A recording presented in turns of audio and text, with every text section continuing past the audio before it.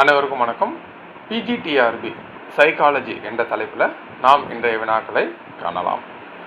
இன்றைய முதல் கேள்வி, விப்ஜிஆர் என்பது எதற்கு ஒரு சிறந்த எடுத்துக்காட்டு?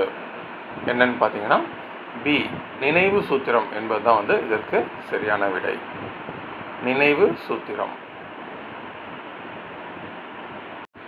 அடுத்து இரண்டாவது கேள்வி, ப்ரூஸ் டக்மானின் ஆசிரியர் தர அளவுகோலில் குறிப்பிடப்பட்ட பண்புகளில் ஒன்று அல்லாதது எது அப்படின்னு கேட்டுக்கிறாங்க. ஏ, ஆசிரியரின் நடத்தை மற்றும் ஆக்கப்பண்பு இருக்கணும். பி, ஆசிரியரின் பரிவு மற்றும் ஏற்பு இருக்க வேண்டும்.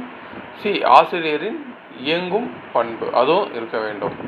அப்போ இது என்னன்னு பார்த்தீங்கன்னா டி, மாணவர்களின் குடும்ப வருமானம் என்பது தான் தவறானது. அவர் குறிப்பிட்ட பண்புகளில் இல்லாதது. அடுத்து மூன்றாவது கேள்வி, கற்றலின் முக்கிய காரணி ஒன்றாக குறிப்பிடுவது எது? கற்றலின் முக்கிய காரணி என்னன்னு பார்த்தீங்கன்னா ஏ, கவர்ச்சி என்பது தான் சரியான விடை. நான்காவது கேள்வி, கற்றல் என்பது எதன் அடைதல் அப்படிங்கிறாங்க. இதற்கு ஆன்சர் பி, திறன், அறிவு மற்றும் மனப்பான்மை என்பது தான் சரியான விடை. திறன், அறிவு மற்றும் மனப்பான்மை. ஐந்தாவது கேள்வி, தர்க்க ரீதியான சிந்தனை என்பது என்ன? தர்க்க ரீதியான சிந்தனை என்பது என்ன அப்படின்னு பார்த்தீங்கன்னா அதற்கு ஆன்சர் என்னன்னு பார்த்தீங்கன்னா ஆராய்தல். அடுத்து ஆறாவது கேள்வி, கீழ்கண்டவற்றுள் கற்றலுக்கு உதவாத காரணி எது? ஏ, தனிப்பட்ட ஊக்கம். பி, குழு காரணி. சி, கவர்ச்சி.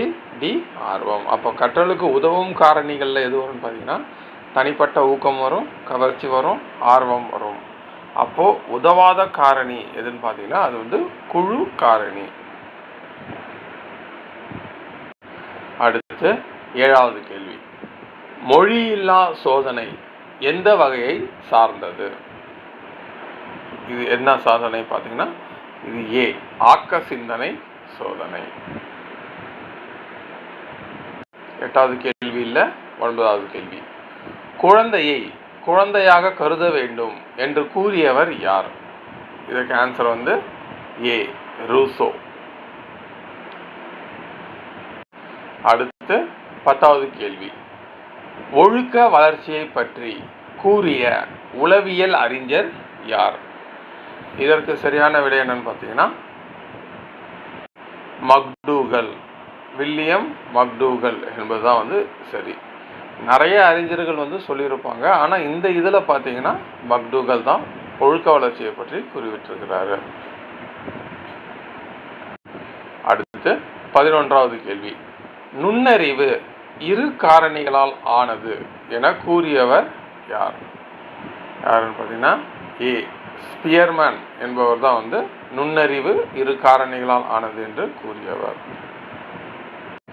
12வது கேள்வி, நாம் கவனம் செலுத்தும் பொருளிலிருந்து கவனம் விலகச் செய்யும் காரணி என்ன? இதற்கு ஆன்சர் ஏ, கவன சிதைவு என்பதுதான் சரியான விடை. கவனம் செலுத்த முடியலன்னா அது கவன சிதைவு. 13வது கேள்வி, புலன் காட்சிகளின் அடிப்படை எது? எதுன்னு பார்த்தீங்கன்னா இதற்கு சரியான விடை ஏ, கவனம் என்பதுதான் சரியான விடை. புலன் காட்சிகளின் அடிப்படை. அடுத்து 14வது கேள்வி, நமது மன வாழ்க்கையுடன் எப்போதும் இணைந்திருப்பது எது? நமது மன வாழ்க்கையுடன் எப்போதும் இணைந்திருப்பது எதுன்னு பார்த்தீங்கன்னா கவனித்தல். அது ரொம்ப முக்கியமானது. 15வது கேள்வி, சமூக மனவியல் வல்லுனர் யார்? சமூக மனவியல் வல்லுனர். இதற்கு சரியான விடை பாவ்லவ் என்பது சரியான விடை. சமூக மனவியல் அறிஞர். அடுத்து 16வது கேள்வி, உளவியல் என்பது மனது பற்றியது என்று கூறியவர் யார்? இதற்கு சரியான விடை ஏ, காண்ட் என்பதுதான் சரியான விடை. 17வது கேள்வி. சாதனை ஊக்க கொள்கையை விரிவாக்கியவர் யார்?